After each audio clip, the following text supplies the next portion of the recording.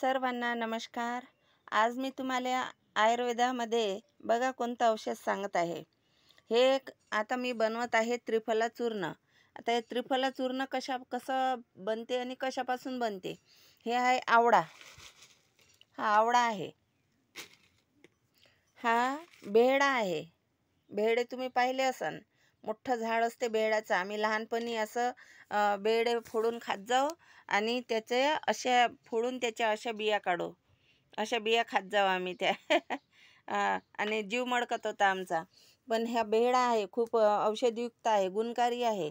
आणि हरड आहे, हे 1 पाव हरड आणली होती मी, 1 पाव बेहडा, 1 पाव आवळा, आणि ह्या 3 याचं एकत्र केलं तर याला म्हणतात त्रिफला चूर्ण। आता हे मी असं कांडून याचं हे बारीक करून, लोकांना हे खलबत्त्यातलंच आवडते आणि म्हणून मी हे कांडत बसत असते आणि याचं बारीक करून हे आवळा चूर्ण बनते, आवळा त्रिफला चूर्ण।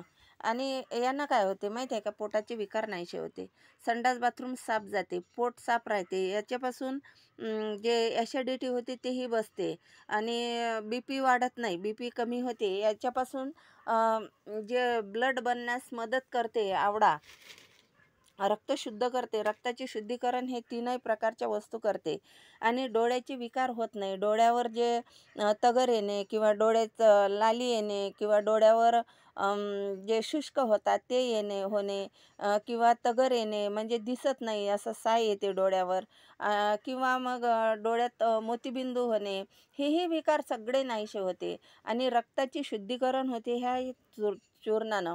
आणि तेच नाही तर जे केसावर जे असर होते, जसं केस पांढरे होणे, अकाली केस पिकणे किंवा केस असे एकदम निर्जीव होणे, जसे पिवळे पिवळे दिसतात, त्याला काही व्हिटॅमिनच नसल्यासारखं। पण हे जर त्रिफला चूर्ण तुम्ही घेतलं, खाल्लं, तर यानं सगळे विकार नाहीसे होते। आणि नुसतं खाण्याच्यासाठी नाही तर मी याचा उपयोग काय करते माहीत आहे का, याला शिजवून उकळून त्याचं पाणी काढून त्यानं केस धुत असते, केस धुते आणि केस यानं लांब सडक आणि काळेशार होतात आणि केसाला व्हिटॅमिन मिळते, त्याच्यापासून पौष्टिक त्याच्यात औषधी गुण आहे तेही पौष्टिक प्रकारे त्यांना मिळते। आणि तेच नाही तर रक्ताची शुद्धीकरण होते। आणि तेवढंच नाही तर हे चूर्ण मी जे लोकांना विकत असते, मी हे अशा एवढ्याली पुड्या करून विकते। हे चूर्णाचं मी लेप करत असते, लेप।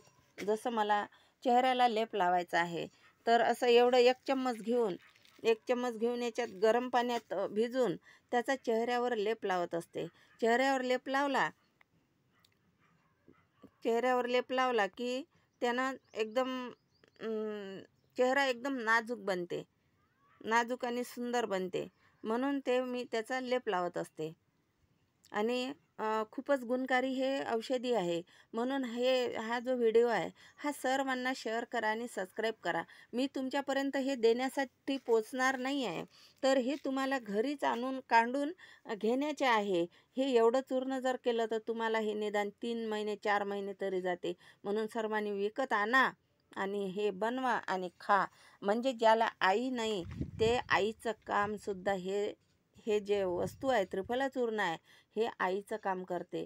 ज्याला आई असली, काही दुखलं सुखलं तर आपण आईला सांगतो, पण इथे आईचं काम पडत नाही। हे चूर्ण खा, पोटाचे विकार नाहीसे, कोणाला सांगायचं गरज नाही, काही नाही, एकदम संडास बाथरूम एकदम व्यवस्थित येते, किडन्या साफ राहते बिलकुल। आणि शेअर करा आणि सबस्क्राईब करा प्लीज।